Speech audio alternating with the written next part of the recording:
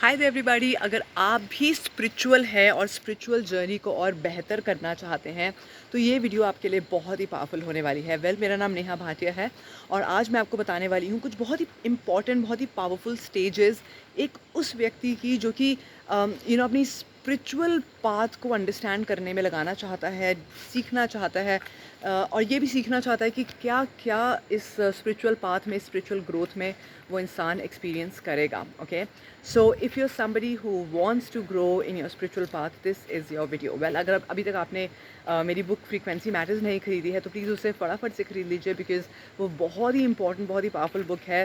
Around 150 pages की book है जिसमें हर रोज़ आपको चैलेंज दिया जाता है अपनी वाइब्रेशन को बढ़ाने के लिए। ओके, सो सबसे पहली चीज़ जो आती है जब हम एक स्पिरिचुअल पर्सन के बारे में बात करते हैं तो सबसे पहला जो एक बेसिक लेवल पर जो पर्सन होता है वो होता है जो कि अपने अपने आप को बस थोड़ा सा समझना तो चाहता है, बट उससे ज़्यादा उसको क्यूरियोसिटी होती है कि वो जाने स्पिरिचुअलिटी है क्या एग्जैक्टली। ठीक है, तो ये जो सबसे पहला पर्सन है, सबसे पहला जो स्टेज है स्पिरिचुअल पाथ का वो ये है कि मैं क्यूरियस हूँ जानने के लिए कि एग्जैक्टली ये क्या है स्पिरिचुअल पाथ। कई बार मेरे पास इनफैक्ट लोग आकर बोलते हैं, does meditation help? I mean meditation is so powerful.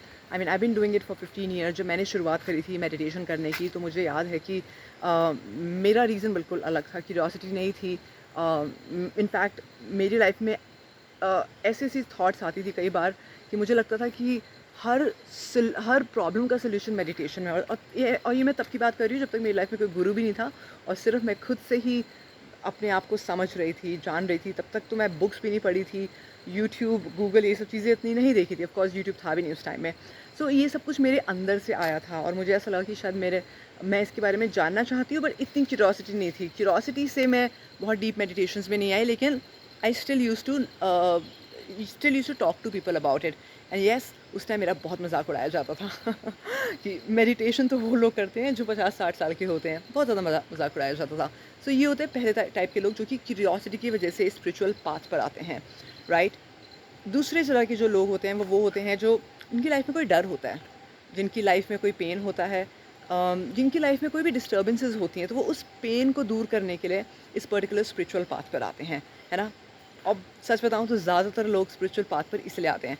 और जब मैं और डेप्थ में गई स्पिरिचुअल पाथ पे तो वो था when I lost my mother. Okay, और जब मेरी मदर की डेथ हुई और बहुत ज़्यादा एक गिल्ट था अपने अंदर कि I am the reason for her death, because जब उनकी डेथ हुई तो मुझे बहुत कुछ बोला जाता था कि तूने इनकी केयर नहीं करी, तो बहुत रिस्पॉन्सिबल डॉटर है और बहुत सारी चीज़ें। और मैं इतनी यंग थी उस टाइम कि ये सब चीज़ें बहुत दिल पे लग गई। और जब ये सब चीज़ें हुई तो ऑफ कोर्स वो पेन इतना बढ़ता गया।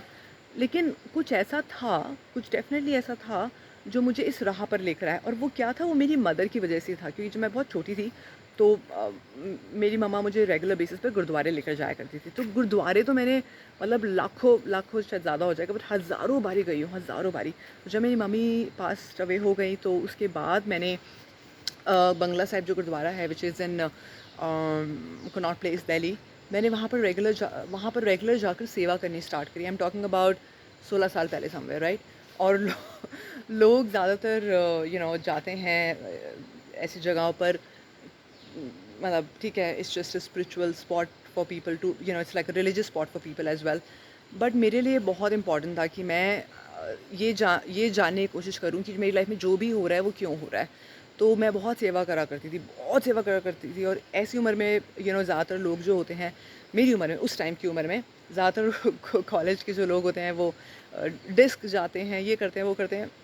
मैं जाके सेवा करा करती थी। तो मेरे पापा मुझे बोलते थे कि मतलब तू करती क्या है गुरुद्वारे में इतने घंटे तक तो वहाँ पे 2 तरह की सेवा होती थी जो मैं करा करती थी। वो थी दैट वाज़ वन वाज़ जो जूते चप्पल आपके इकट्ठे करते हैं ना, सो वो मैं करा करती थी काफ़ी घंटों तक एक्चुअली। और मैं जान के करती थी क्योंकि जब आप किसी के जूते छूते हो तो और जब आप ये काम करते हो एक एनर्जी बहुत अच्छी फ्लो होती है। Plus at the same time मैं एक कनेक्शन बिल्डअप करना चाहती थी और मैं चाहती थी कि कहीं न कहीं जब आप किसी के जूते टच करते हो और लिटरली सेवा कर रहे हो, तो आपकी ईगो वहीं पर ड्रॉप हो रही है। और दूसरी सेवा जो मैं करती थी, जो मुझे मोस्टली वहाँ मिल गई, और दूसरी जो सेवा मैं करती थी वो थी विच वाज़ चरणामृत देने की सेवा करती थी, वो बहुत ही ब्यूटीफुल सेवा होती थी, मैं अभी भी नहीं भूलूँगी। अभी बहुत सारी चीज़ें मुझे याद आती है, जब मैं हैंडीकैप लोगों को देखती थी, जब मैं बहुत ही अनप्रिविलेज्ड लोगों को देखती थी और मुझे लगता था मेरी लाइफ़ कितनी अच्छी है, कितनी अच्छी है, राइट? सो ये मेरा दूसरा दूसरा ये मेरा रीज़न था, बट ये दूसरा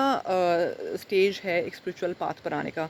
तीसरा जो होता है स्पिरिचुअल पाथ पर आने का, वो है होता है जब हम एक्चुअली में यू नो कुछ सीखना चाहते हैं। अब इसमें सीखना और curiosity is a different thing. Curiosity होता है कि बस जानना चाहते हैं, एक्साइटमेंट है क्योंकि सुना है इधर-उधर से। सीखना चाहते हैं, राइट? मतलब अब मैं स्पिरिचुअल सीकर बनना चाहती हूँ, राइट? तो जब मैं स्पिरिचुअल सीकर बनना चाहती हूँ तो ये बिल्कुल अलग ही एक स्टेज होती है, जहाँ पर मैं सिर्फ़ अपने बारे में नहीं जानना चाहती, मैं दुनिया के बारे में जानना चाहती हूँ, मैं मन के बारे में जानना चाहती हूँ, मैं लोगों के बारे में जानना चाहती हूँ, मैं इस धरती के बारे में जानना चाहती हूँ, राइट? मैं इन नेचुरल एलिमेंट्स के बारे में जानना चाहती हूँ।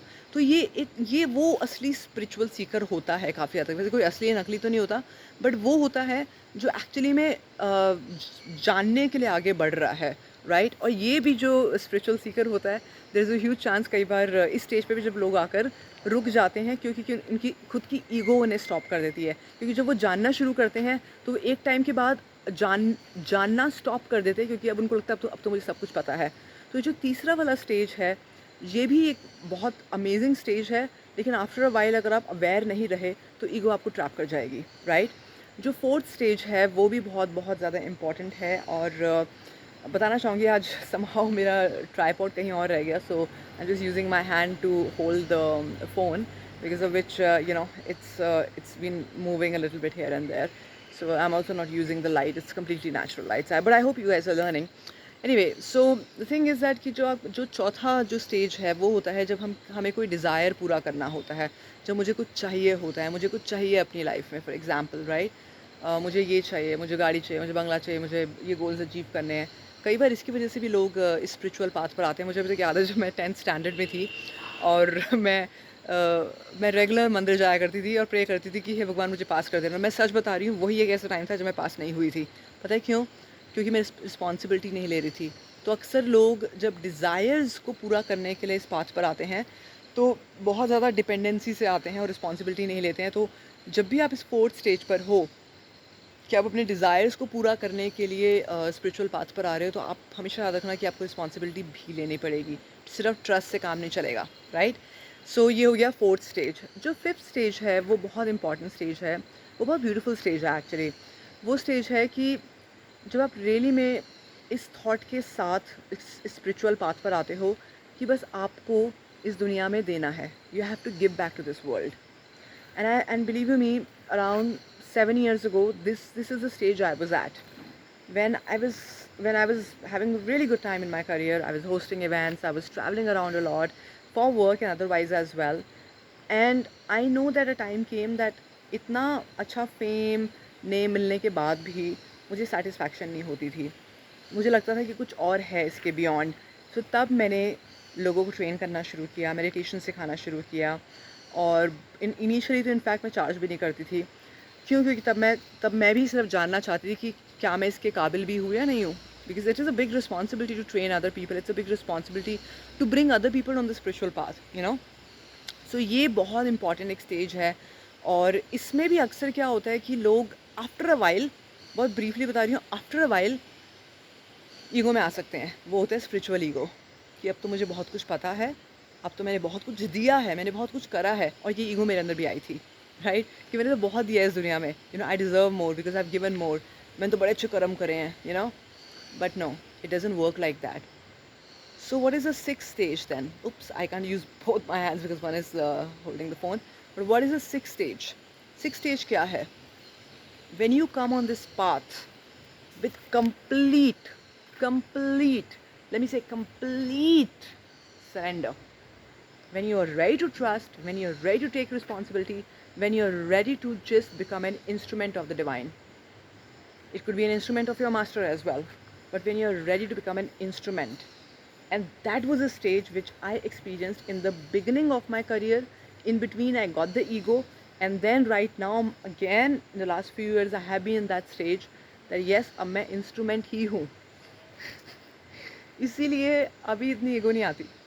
अगर आ जाए तो ठीक है, उसको निकालना भी आता है, राइट? बहुत ईजिली निकालना आता है। But the point is that आप कौन सी स्टेज पर हो, कौन सी स्टेज पे पहुंचना चाहते हो, और कौन सी स्टेज पर आप बारी बारी गिर रहे हो। क्योंकि अगर आप इंस्ट्रूमेंट वाली स्टेज पर हो, और ये बहुत गहरा गहरा ज्ञान दे रही हूँ मैं आपको, और इनफैक्ट मेरे यूट्यूब चैनल पे कुछ ऐसी प्रेयर्स भी हैं जो आप फॉलो कर सकते हो बेटर इंस्ट्रूमेंट बनने के लिए, right? But you need to ask yourself this question: what stage you are at right now, what stage you want to be at, and what stage you keep falling on. Like, I'll be honest with you, I used to fall a little bit on the desire stage as well. Oh, अब तो भगवान सब कुछ करेगा, मैं बहुत मांगती थी. I became a beggar, to be honest with you, and that's also not healthy. I became a beggar. भगवान से मांगना अच्छी बात है, लेकिन इतना बेशर्मों की तरह, भिखारियों की तरह मांगते रहते हो ना जब, रिस्पॉन्सिबिलिटी नहीं लेते हो तो वो, then you're not in that right stage. So right now I'm again, once again, I would say I am in the seeking stage, still in the seeking stage. It will, I think that will always be. I'm definitely in the sixth stage, which is an instrument stage. Yes, I might have my own pain and desires as well, but I'm not operating from that space and that stage. So you need to really ask yourself what stage you are at, and what stage you want to be at, and what stage you keep falling on again and again. Okay, so this is what I want to share with you. And another very important thing is that आपको अपने आप से एक चीज़ पूछने की ज़रूरत है. मान लो अभी मैं बहुत ब्यूटीफुल जंगल में हूँ, वैसे ये तो सच है, बट ये मान लो कि यहाँ पर दो वुल्फ्स हैं, ठीक है ना? और ये वुल्फ्स पता है कौन सी हैं इस जंगल में, और जंगल पता है क्या है? ये मेरा मन. एक वुल्फ है जिसके अंदर बहुत सारा फियर, गिल्ट, शेम, ये सब है, और दूसरी वुल्फ है, मेरे अंदर ही है वो, और दूसरी वुल्फ है हैप्पीनेस, जॉय, पीस, सेरेनिटी. अगर इन दोनों को मैं फ़ाइट करा दूँ तो उनमें से कौन जीतेगा? ये वुल्फ मेरे अंदर ही है. पता है कौन? जिसको मैं फीड करूँगी. The wolf that you're feeding will grow. It's as simple as that. And the wolf that you're feeding is going to win. It's as simple as that.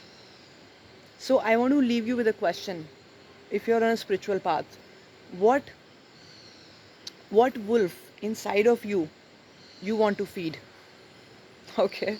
Thank you so much. अगर आपको video अच्छी लगी तो please आप इसको share करिएगा लोगों के साथ, एंड सब्सक्राइब करिएगा. एंड येस, अगर आपको हमारी मेंबरशिप्स चाहिए, अगर आपको हमारा ये बर्थडे स्पेशल एक्सक्लूसिव सेशन चाहिए, तो आप वो भी ले सकते हैं. Thank you so much. I look forward to meeting you, knowing you, and helping you with your beautiful spiritual path with different modalities, and helping you as a person. Thank you so much. Bye.